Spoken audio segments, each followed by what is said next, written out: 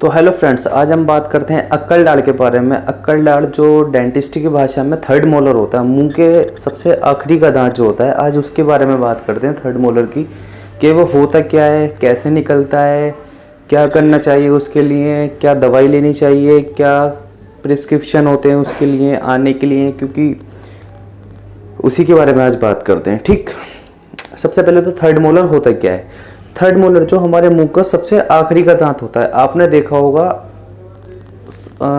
आपके मुंह के अंदर 2, 4, 6, 8 बड़े दांत जो होते हैं, जिसको हम दाढ़ बोलते हैं, मोलर्स होते हैं, वो 8 होते हैं खाली, दोनों साइड 2-2। लेकिन आप जब 18 क्रॉस कर जाते हैं तो आपके एक एक और निकल जाता है। मतलब 18 से पहले पहले आपके 28 टीथ होते हैं मुंह के अंदर, 18 के बाद आपके 32 पूरे होते हैं। ठीक है, तो सबसे पहले बात करते हैं कि जब बच्चा छोटा होता है, जब न्यू बॉर्न बेबी पैदा होता है, तो उसके मुंह के अंदर एक भी दांत नहीं होता।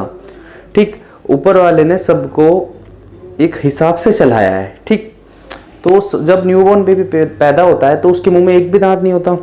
जैसे जैसे वो बड़ा होता है उसके मुंह में टीथ आ जाते हैं। 13 साल तक उसके मुंह के अंदर 20 टीथ पूरे हो जाते हैं, जिसको हम मिल्की टूथ कहते हैं, दूध के दांत कहते हैं। ठीक है, 13-14 साल की उम्र के बाद से वो टूटने चालू हो जाते हैं, और 13-14 से 15-16 के बीच में आपके परमानेंट टूथ आ जाते हैं। ठीक, दूध के दांत आपके जो 20 होते हैं, 20 को जाने के बाद, 20 को उखड़ने के बाद आपके मुंह के अंदर 28 दांत आते हैं। ठीक है, पहले जब न्यू बॉर्न बेबी था तो एक भी नहीं था, उसके बाद आपके दांत आ गए 20, फिर 20 के बाद आ गए 28। ठीक, अभी भी आपके 32 दांत पूरे नहीं हुए।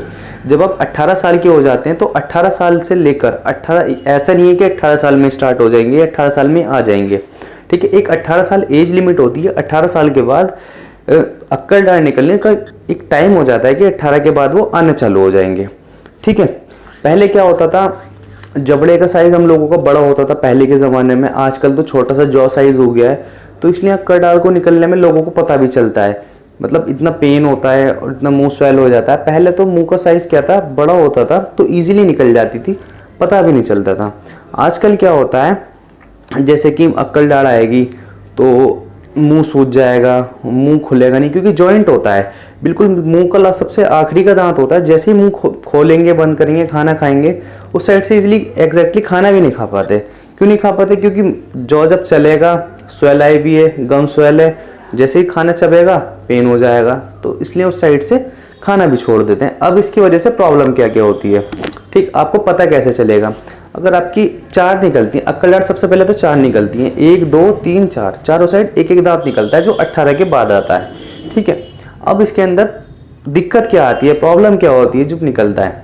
अगर आपकी ऊपर की निकलेंगी, दोनों अक्कल दाढ़ अगर आपकी ऊपर की निकलेंगी तो आपके हेड में पेन रहेगा, आंखों में भी दर्द हो सकता है, पूरा ये हिस्सा पूरा पेन में रहेगा।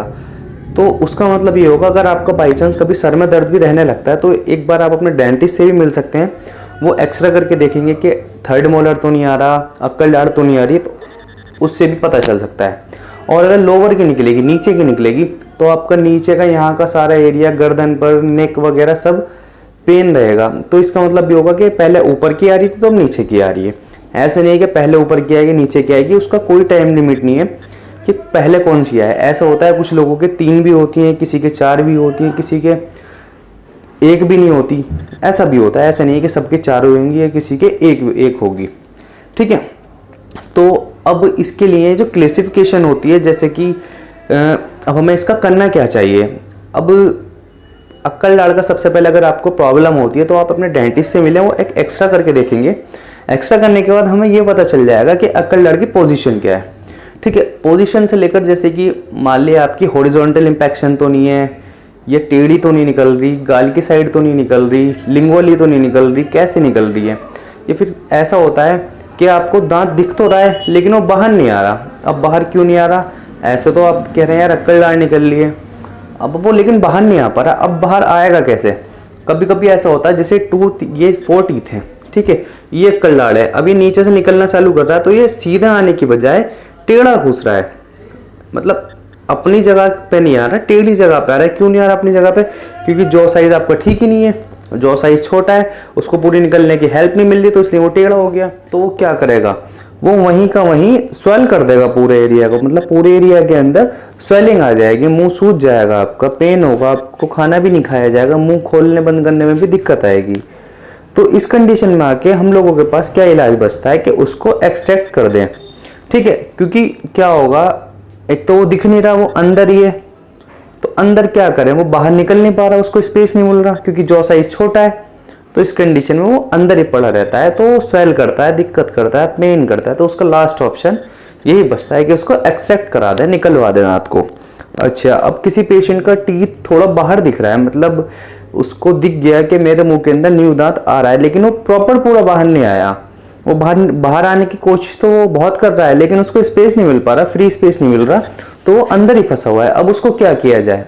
अब उसका एक उपाय तो ये है कि उसको आरसीटी करके, मतलब रूट कैनाल के अंदर क्या होता है, अगर जॉ साइज अच्छा है तो उसकी आरसीटी कर दें, कैप ना लगाएं, उस पर फिलिंग कर दें, परमानेंट फिलिंग करा लें और ऐसे ही चलता रहने दें जब तक चल रहा है। कोई अगर एट फ्यूचर प्रॉब्लम करता है तो उसको एक्सट्रैक्ट करा दें। अगर वो हाफ दिखता है, अगर वो बिल्कुल ही नहीं चमक रहा, अंदर ये गम्स के अंदर है, तो लास्ट ऑप्शन ये है कि उसको एक्सट्रैक्ट करा दें। और अगर थोड़ा बहुत दिख रहा है तो उसको हम रूट कैनाल करके, मतलब उसकी क्लीनिंग करके अंदर की सफाई कर देंगे और उसके ऊपर परमानेंट फिलिंग कर देंगे, पक्का मसाला भर देंगे। इससे क्या होगा कि आपका दांत भी बचा रहेगा और आपका उखड़वाना भी नहीं पड़ेगा, ठीक है। अब ये यूज़ क्या आता है, अक्कल दाढ़ जो होती है, अक्कल जाड़ जिसको बोलते हैं, उसका यूज़ क्यों होता है, यूज़ क्या होता है, ठीक है। एक तो वो सबसे पहले सबसे मुंह का सबसे मजबूत दांत होता है, सबसे पहली बात, ठीक है। मुंह का सबसे मजबूत दांत होता है और सबसे आखिरी में आता है, सबसे लास्ट में आता है। बाकी पूरे टीथ पहले आ जाते हैं, वो सबसे लास्ट में आता है और सबसे पहले खराब हो जाता है। मतलब सबसे आखिरी में आ रहा है और सबसे पहले खराब भी हो जाता है। खराब क्यों हो जाता है? एक तो देखो लास्ट का टीथ है, लास्ट तक ब्रशिंग अच्छी से नहीं हो पाती हम लोगों की, खाना फंस गया तो फंसा ही रहता है, हमने ब्रश किया आगे पीछे तक, जॉ साइज छोटा होने की वजह से ब्रशिंग प्रॉपर नहीं हो पाती, तो अंदर फंसा रहता है। अब उसके लिए अब हम किया क्या जाए, जब वो अंदर फंसा हुआ है, ठीक है, ब्रशिंग हमारी अच्छी है नहीं, तो उसका एक ही ऑप्शन बचता है कि या तो उसकी आरसीटी करा लें या फिर उसको एक्सट्रैक्ट करा लें। अब ये एज लिमिट क्या होती है इसकी, ये देखो 18 के बाद ये कभी भी आ सकता है, 18 साल के बाद ये कभी भी आ सकता है, चाहे 19 में आ जाए, 20 में आ जाए, 21 में आ जाए, ये 22 में आ जाए, फिर 32 तक ना आए। ऐसे भी होता है, बहुत से पेशेंट आते हैं हम लोगों के पास के 30-32 साल के, 35 साल के, अक्कल जाड़ का दर्द पेन हो रहा है, अक्कल जाड़ में दर्द हो रहा है। अब क्या करें भाई, देखते हैं, फिर एक्स्ट्रा वगैरह करते हैं, उसके बाद देखते हैं क्या ट्रीटमेंट प्लान करना है, क्या पेशेंट को रिकमेंडेशन करनी है, ठीक है। तो अब बात आती है कि अक्कल जाड़ जो खराब होता है तो होता कैसे है, ठीक है। अक्कल जाड़ खराब मैंने अभी आप लोगों को बताया कि एक तो प्रॉपर ब्रशिंग नहीं आ पाती, ये वजह हो जाती है, हमने कुछ खाना खाया वो अंदर फंस गया, अब जब लास्ट में टीथ के अंदर पीछे चला गया, वो फंस गया, तो ब्रशिंग अच्छे से है नहीं, खाना फंसता रहेगा, खाना सड़ जाएगा, तो वो कैविटी लग जाएगी, इस वजह से मवाद पड़ जाएगा, पस पड़ जाएगा, मुंह सूज जाएगा, बहुत सी प्रॉब्लम होती है। बहुत से केस आते हैं उल्टे सीधे, जिसके मुंह सूज गया, पस पड़ गई, मवाद पड़ गई, पेशेंट को पता ही नहीं होता कि मेरा कब टीथ के अंदर, क्योंकि आगे का टीथ हो तो जीभ से भी महसूस कर ले, ये मिरर के अंदर देख ले। एक तो लास्ट का होता है, पीछे कुछ चमक नहीं पाता क्योंकि जॉ साइज बहुत छोटा होता है लोगों का, कुछ लोगों का तो मुंह के अंदर ही हाथ नहीं जा पाता। पेशेंट डॉक्टर भी पेशेंट के अंदर क्या काम करे, जब मुंह के अंदर इंस्ट्रूमेंट जाएंगे हम लोगों के, तो जब भी तो कुछ कर सकते हैं, ठीक। अब अक्कल दाढ़ यूज क्या होती है, लोग कहेंगे कि यार हमारा तो पक्का दांत है, हम इसको उखड़वा दें, लेकिन ये फिर हम खाना कैसे खाएंगे, दिक्कत आएगी। तो सबसे पहली बात ये होती है कि मुंह के अंदर फर्स्ट मोलर और सेकंड मोलर होते हैं, ठीक है। थर्ड मोलर बोलते हैं अक्कल दाढ़ को, जो हम लोगों का 100% काम होता है खाना चबाने का, क्योंकि आगे के दांत जो होते हैं वो तो दिखाने के होते हैं जी, सीधी सी बात है। पीछे की जो जाड़ें होती हैं, 2 जाड़ इधर की, 2 जाड़ इधर की, 2 जाड़ ऊपर की, 2 जाड़ इधर की, मतलब टोटल 8 टीथ जो हम लोगों के खाने खाने के काम आते हैं। बाकी सारे दांत मतलब 20 दांत दिखाने के होते हैं, ये 8 दांत खाने के होते हैं, ठीक है। 8 के अंदर भी 70% काम हमारा फर्स्ट मोलर करता है, जो ये आगे वाली जाड़ होती है, और जो बाकी का 30% काम होता है वो पीछे वाला करता है। और आ गए अब थर्ड मोलर पे, वो कुछ भी नहीं करता, वो 0/0 होता है, खाली वो दिखाने का होता है। एक तो मुंह का सबसे मजबूत दांत होता है, सबसे लास्ट में आता है, सबसे पहले खराब हो जाता है और काम कुछ नहीं आता, ये होता है। तो अब इसके लिए किया क्या जाए, ठीक है। अब इसका या तो इसको एक्सट्रैक्ट करा दें, अगर जॉ साइज लोगों का ठीक है, कैविटी लग गई है, कोई बात नहीं, हम रूट कैनाल करके परमानेंट फिलिंग भी करने का ऑप्शन एक बार रखते हैं, कैप नहीं लगाते। अब बहुत से पेशेंट बोलते हैं, हमने उनको बोला कि आपकी 3rd मोलर के अंदर कैविटी है, उसको एक्सट्रैक्ट कराना पड़ेगा। तो वो बोलते हैं नहीं मैं तो नहीं कराऊंगा एक्सट्रैक्ट में। हम बोलते हैं क्यों नहीं कराओगे, कह रहा कभी कोई साइड इफ़ेक्ट हो, कोई प्रॉब्लम हो मेरे को एट फ्यूचर। हमने पूछते हैं भाई क्या प्रॉब्लम, क्योंकि हम टीथ निकलवाने से, देखो टीथ का बॉडी के किसी पार्ट से कोई मतलब नहीं होता। ऐसा नहीं है कि बहुत से लोग बोलते हैं कि मेरी आंखें कमज़ोर हो जाएंगी, ये मेरे कोई और प्रॉब्लम होगी टीथ निकलवाने से, XYZ, कुछ नहीं होता।